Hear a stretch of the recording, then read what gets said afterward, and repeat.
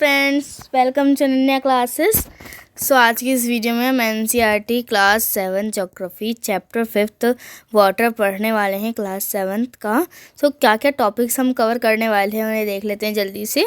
So introduction, distribution of water bodies, ocean circulation, waves, tides and ocean currents, ये सारे topics हम इस video में कवर करने वाले हैं। तो चलिए शुरू करते हैं। So introduction is sun's heat evaporates the water into vapor. When the water vapor cools down, it condenses and forms cloud.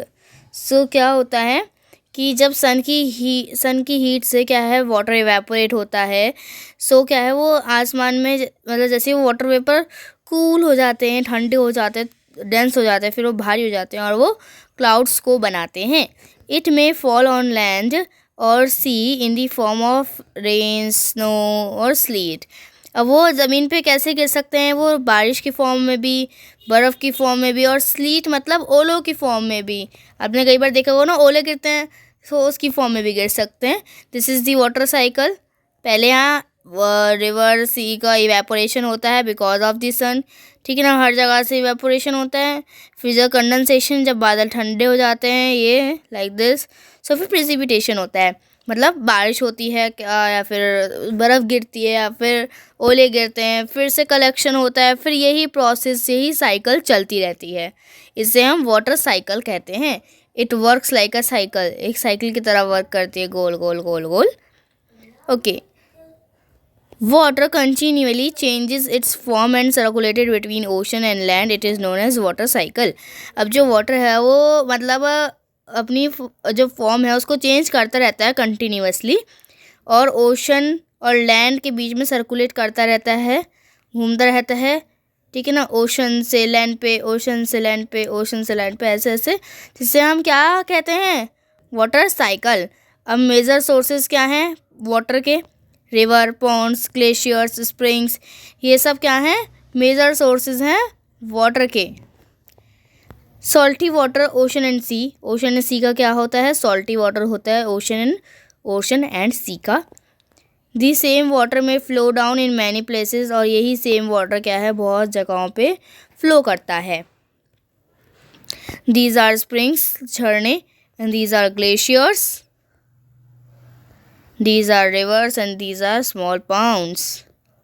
Okay, ये सारे वाटर रिसोर्सेज हैं। This is saline water, ocean का।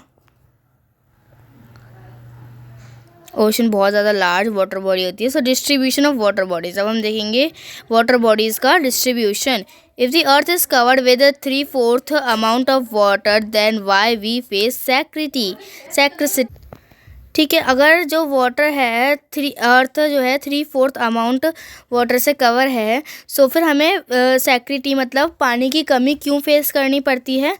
सो only water can quench our thirst, along with that we are wasting a precious resource. जो water है वही हमारी प्यास को बुझा सकता है, ठीक है ना। ओके सॉरी, जो वाटर है वही हमारी क्या है, प्यास को बुझा सकता है, सिर्फ वाटर। सो हम इस प्रीशियस रिसोर्स को वेस्ट क्यों कर रहे हैं? ओके, सो वाटर इज़ हीलियर, वाटर ही हीलियर है। ओके, सो ओशन क्या है? ओशन 97.3 वाटर% वाटर क्या है? ओशन है। Ice caps 0.0, ground water 0.68%, fresh water lake 0.009%, inland seas and salt lakes 0.009%, atmosphere में वाटर कितना है? 0.0019%। सो एंड रिवर में है 0.0001%। So it together makes the 100%। 12 tablespoon from a bowl of water, bowl full of water. 12 चम्मच एक पूरा भरे bowl water की।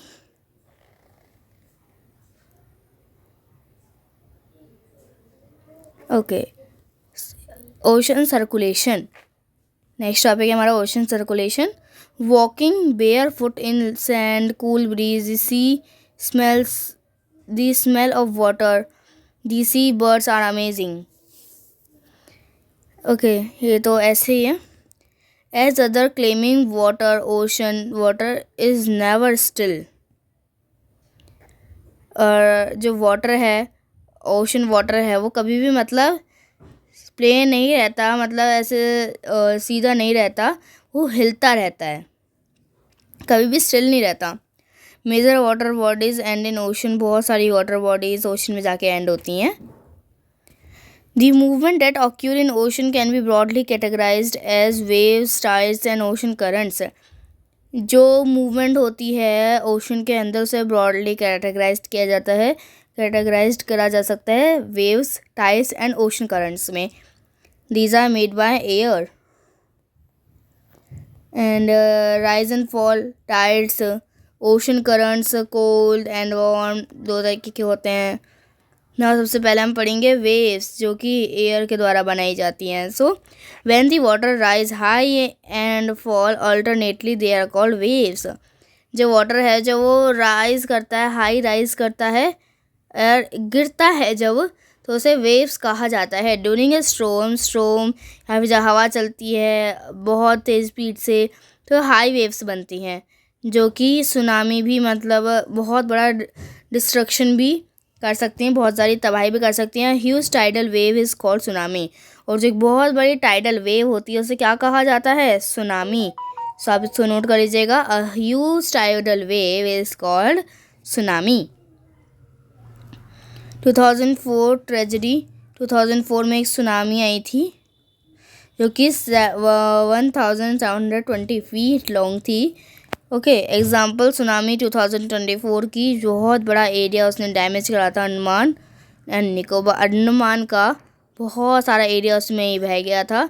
Can travel with the speed, और वो किस 700 किलोमीटर पर स्पीड की उससे ट्रैवल कर रही थी, और 15 मीटर हाई थी वो जो वेव थी वो. टाइड्स क्या होती हैं? Okay, so the rise and fall of ocean twice in a day is called a tide. So rise and fall एक दिन में लगभग 2 बार, मतलब एक दिन में बहुत बार होता है जो rise and fall, उसे क्या कहते हैं? टाइड कहा जाता है. The rise and fall of ocean twice in a day is called a tide. It is high tide. High tide कब होती है? जब वाटर बहुत सारा cover much of shore by rising to its highest level. जब बहुत सारा शोर, मतलब जो रेत वाला एरिया होता है उसे कवर कर लेता है, और एक बहुत बड़ा एरिया बहुत ज़्यादा हाईएस्ट लेवल पे जाके ऊंचा गिरता है, सो उसे हाई टाइड कहा जाता है. और लो टाइड कब होती है? जब water fall in its lowest level, और जब वाटर उसके अपने सबसे लोएस्ट लेवल पे गिरता है, शोर से, मतलब बहुत कम ही शोर को करता है. तो this is an example of high tide and this is an example of low tide. आप देख सकते हैं कैसे तो ये इस डंडे तक आ गया है, तो ये आगे तक शोर के, और ये डंडा देखिए इस ओशन से, लो टाइड से कितना पीछे है ना. सो ये थोड़ा सा एरिया कवर करती है लो टाइड, एंड वो ज़्यादा कवर करती है. सुनो, हाई टाइड इतना ज़्यादा and low tide this. Okay. A strong gravitational pull exerted by sun and the moon causes tide. एक strong gravitational pull जो है सन का और मून का, वो टाइड को बनाता है. स्प्रिंग टाइड कब होती है? जब सन और मून और अर्थ सेम लाइन में होते हैं, तब हाईएस्ट टाइड बनती है. ऑक्यूरिंग न्यू मून और फुल मून, या तो न्यू मून में बनती है, न्यू मून में, या फिर फुल मून में बनती है. जब अर्थ और मून और सन तीनों एक ही लाइन में होते हैं, तब बनती है स्प्रिंग टाइड. नीप टाइड कब बनती है? जब हाईएस्ट टाइड बनती है बहुत, है ना. When the moon and sun are at right angle, tides are at its lowest 90 degree angle. तब जो टाइड है वो लोएस्ट बनती है 90 डिग्री एंगल पे, मतलब सन यहाँ, अर्थ यहाँ, एंड जब मून यहाँ होता है तब क्या है? नीप टाइड बनती है. Forms high tide. देखिए स्प्रिंग टाइड कैसे बनती है? जब ये यहाँ पे लूनर टाइड एंड यहाँ पे सोलर टाइड्स बनती हैं। जब ये मून, जब न्यू मून होता है इसके आगे तो यहाँ पे लूनर टाइड्स, एंड जब फुल मून यहाँ से पीछे होता है तो यहाँ पे सोलर टाइड्स ऐसे ही बनती हैं। नीप टाइड्स फॉर्म लो टाइड्स। सो नीप टाइड्स क्या है, जब सन यहाँ पे सोलर टाइड बनती है यहाँ पे लूनर टाइड्स बनती हैं। जहाँ पे थर्ड क्वार्टर में होता है या फर्स्ट क्वार्टर में होता है तो ही 90 डिग्री का एंगल बन पाता है। ओके, ऐसे ही जब सेम लाइन में वो इधर भी हो सकता है इधर भी हो सकता है, तो थर्ड क्वार्टर मून में बनती है और फर्स्ट क्वार्टर मून में बनती है, इसको आप ध्यान रखिएगा। नीप टाइड बनती हैं और सोलर और लूनर टाइड यहाँ बनती हैं। और जब स्प्रिंग टाइड होती है तो यहाँ और यहाँ बनती हैं। ओके, लो टाइड फॉर्म करती हैं, ये भी ध्यान रखिएगा। Advantage of high tide. अब हाई टाइड के क्या क्या एडवांटेज होते हैं? जनरेट्स इलेक्ट्रिसिटी जनरेट करती है। हेल्प इन फिशिंग, फिशरमैन जब शोर के बहुत पास आ जाते हो तो फिशिंग करने में हेल्प करती है। High tide harbour the ship and helps in arriving fast. जो हाई टाइड है वो शिप को भी फास्ट मूव करने में हेल्प करती हैं। Next topic and last topic but not the least topic, it's the ocean currents. Ocean currents are the continuous, predictable, directional movement of seawater driven by gravity, wind, and water density. Horizontal movements are referred to as currents. अब ocean currents क्या है? Continuous होते हैं, predictable होते हैं और एक ही directional movement में वो बढ़ते हैं। सी वाटर, ओके, जो कि ग्रेविटी से वो चलते हैं, ग्रेविटी, विंड और वाटर की डेंसिटी से वो चलते हैं। हॉरिजॉन्टल मूव्स होती हैं ऐसी जिन्हें हम करंट्स कहते हैं। The ocean currents flows consistently on a direction. जो ओशन करंट है वो कंसिस्टेंटली एक पर्टिकुलर डायरेक्शन में मूव करते हैं, like this, not like this. Okay, can be both, वो वार्म भी हो सकते हैं और कोल्ड भी हो सकते हैं. सो हम उन्हीं के बारे में पढ़ेंगे, warm ocean currents and cold ocean currents. उसी के सब टॉपिक्स है ओशन करंट्स के. The warm ocean currents originate near equator and move towards the pole. Like this is the pole. आपको पता है यहाँ पे सन की हीट ज़्यादा होती है. सो वार्म ओशन करंट्स क्या है, यहाँ से जनरेट होते हैं और पोल की तरफ बढ़ते हैं.